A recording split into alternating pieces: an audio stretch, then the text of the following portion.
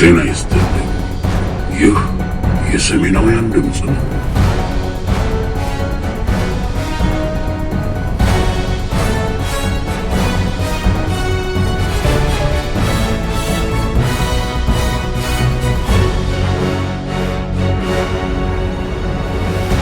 ጊዜ በተወልጄ እስከማድረግ ድረስ እንዲህ አይነት መንግስት አይቻልም። ለመበደል እንጂ ህዝብ ለመጥቀም የመጣ መንግስት አይደለም። ሲጀመር ጀምሮ በተለይ በአማራ ላይ ያለው ተጽዕኖ ከመርግ የበለጠ ነው። በአንድ በኩል እንዳይታረስ ያደርጋል። ልንዘራ ዘርና በሬ ጠምደን ስንቀር አባሮ የሚሰድ መንግስት ምን አይነት መንግስት ነው?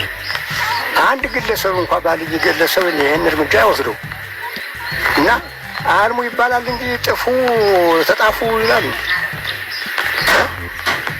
ተመልከቱ፣ ወንድም ተወንድሙ እያዋጋ ዛሬ ፋኖም የኛ ልጅ ነው፣ መከላከያም የኛ ልጅ ነው። እሱ አዋግቶ መጨረስ ይህ መንግስት ይባላል እንዴ?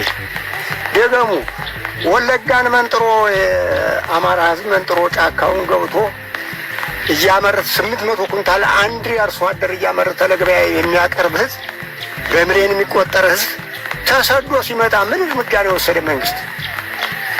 አንድም እንኳ ተመልከቱ።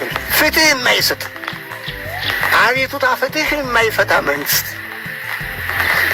እንግዲህ ተመልከቱት። እንግዲህ ህዝብ ተማዳበሪያ ተለያይቶ ምንድን ነው ኑሮ ነው የሚኖሩ? ከዘር ተለያይቶ ማዳበሪያስ ቢሆን እሱ ከመጣር ልጅ ላይ ተሰቅሎ ዛሬ ድሃ እኮ አልገዛው። አንዳንድ ቀደም የቋጠሩ ባለፉት መንግስታት የቋጠሩ ሀብት የያዙ ሰዎች ናቸው እየገዙ ለዘር የበቁ እንጂ እኮ ሌላው በፍጹም መግዣ አጥቶ ነው አይቀርም። እና መንግስትማ የሰው ጠጉር እንደቆጥሮ ይጨርሳል። እሱ የሚያመጣው በህዝብ ላይ በደል ኢትዮጵያ ነጣጥሎ ብሔር ተብሔር የሚያዋጋ የሚያጋድል መንግስት ከምን ነው የሚፈጠ? እንደዚህ ኢትዮጵያማ እውነት ኢትዮጵያ የሞተች እንደ እና በጣም ተቆጥሮ የማያልቅ ዛሬ ድገሙ። እንግዲህ ፍትህ አላመጣ ሲል ጥያቄ አልመለስ ሲል ህዝብ ደግሞ ጥያቄ አልመለስም ብሎ ሲጣላ እንኳን የማያውቅ መንግስት ነው። ጥያቄ የማይመለስ ፍትህ የማይሰጥ መንግስት ምን መንግስት ነው? ስለዚህ ነው ህዝቡም ህጉ ብሎ የተነሳ በሱ ምክንያት ክላልን አንወድም ሲባል እንኳን የማያውቅ ምናለን ክላልና ዛሬ ህዝቡ ባዘን ላይ ነው ያለ። ተመልከቱት። እዚህ ላይ 15 ሰው አስጨቅጭቆ አንድ ቀን እንደ ዳቦ ያስቀበርን ደራርበን እንደ ዳቦ የቀበርን 15 ወንድም ያሳጣል። ተመልከቱ። እዚያ ያሳያል። እሷን ምንም በቃ አርሶ አደር ከበሮቻቸውና ከምሽቶቻቸው ከመሬታቸው ጋር ብቻ የሚተዳደሩ ተሳሰው የሚተዳደሩ 15 እሷን ያስገድሉ በአንድ ቀን እንደ ዳቦ ነባብርን የቀበርናቸው። ከዚያ ተመለሱ። ህዝቡ ባዘን ላይ ያ ባፈሙዝ ይደቃል፣ ይሄዳል፣ ይታሰራል። ገንዘብ አጣ ይባላል። ገንዘብ ያለው ተፈታ። ገንዘብ የሌለው እኮ እዚያው የእስር ቤት ቁራኛ ሆኖ ነው ያለ። አሁንም ቢሆን ያልተፈታ ገንዘብ የሌለው አልተፈታም። እዚያው የእስር ቤት ቁራኛ ሆኖ እየቀረ ነው። እና እኛማ ተናግረን አንጨርሰውም። እኛማ ህዝቦች የዚህን መንግስት በደል ምንም ተነግሮ ማያልቅ እንዲህ አይነት መንግስት ነው። የጥጃ ብረቴን ሽምብራ ቆርጥሜ የገዛሁትን ብረቴን ወሰዱ። መሳሪያዬን ክላሽ መሳሪያ ወሰደብኝ። እንግዲህ 160 ሺህ ብር የገዛኋትን ወሰደብኝ። 160 ሺህ ብር የኔ የዲያው ብዙ ይጠቅመኝ ነበረ።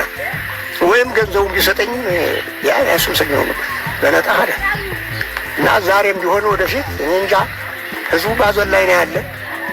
እንዲያው እውነት መንግስት ከልቶ ሌላ ለህዝብ የሚያዝንና ለልማት መንግስት ይመጣልናል ብለን ባዘን ላይ ነው። መድኃኒዓለም እየረዳን ነው፣ ይረዳናል ብለን እናስባለን። ሀዘናችን ትካዜያችን በጣም የናረ ነው እና ተቆጥሮ አያልቅም። በደንብ ተቆጥሮ ዛሬ እንደሆን እኮ እንግዲህ ያው በጣም ገበያ ላይ ስንሄድ እኮ ሳይታሰብ ሰው ይታሰብ ገበያ ላይ ራሽ እንግዲህ ተመልከቱ። ለምን ከዚህ በደራ ዘራም ተብሎ ተከልሎ ብዙ ገበሬ ተባሯል። ቢያንስ በሺህ የሚቆጠር ገበሬ ተባሯል። ዘሮቹን አስመጥቶ ወደ ቤቱ እያለቀሰ መጣ። እንባውን እያበሰ ዘሩንም ዘሮቹንም ተሸክሞ መጣ።